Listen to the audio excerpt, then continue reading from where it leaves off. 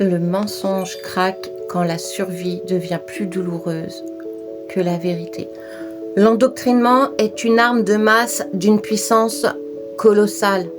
Elle a remodelé des générations entières, saturé les esprits, réécrit les réflexes, imposé l'absurde comme norme. Pourtant, aussi sophistiqué soit-il, il bute toujours sur une limite infranchissable, la réalité physique. Le point de rupture n'est pas une révélation intellectuelle. Il est psychologique, existentiel, viscéral. L'Alliance ne se contente plus d'informer. Elle sature délibérément l'espace public d'absurdités criantes, de contradictions insoutenables, de pressions économiques, sanitaires, morales et symboliques devenues invivables. Chaque jour qui passe rend le mensonge plus coûteux que la vérité. Rester aligné sur le narratif officiel demande désormais plus d'énergie, plus de renoncement, plus de souffrance que de simplement regarder ce qui est. C'est là que l'hypnose se brise, non par la lumière douce d'une prise de conscience progressive, mais par l'épuisement brutal du système nerveux qui ne peut plus payer le prix du déni. La masse critique n'exige pas l'éveil simultané de 7 milliards d'âmes.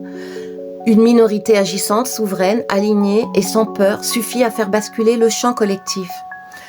Quelques pourcentages d'individus qui refusent le mensonge deviennent le levier qui fait levier sur le reste.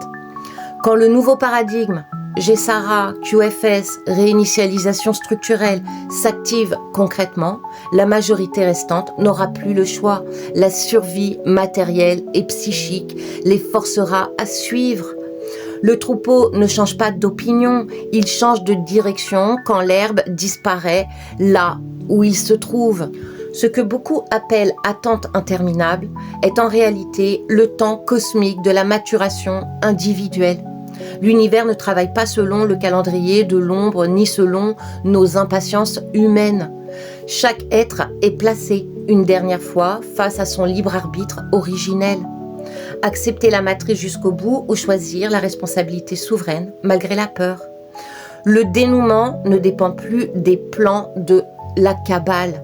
Il dépend du seuil de saturation collective, ce moment où le mensonge devient structurellement invivable pour assez d'âmes simultanément. La fin du film n'est pas pour bientôt, elle est déjà en cours de diffusion, image par image, craquement par craquement. La stagnation que tu ressens n'est qu'une illusion optique créée par l'œil habitué au chaos linéaire. Derrière le décor qui tremble, les fondations du vieux monde sont déjà pulvérisées. Ce que tu prends pour un ralenti est en fait le ralenti du projecteur juste avant que l'écran ne s'illumine complètement. Alors, tiens bon, le silence qui précède le son final est le plus trompeur de tous.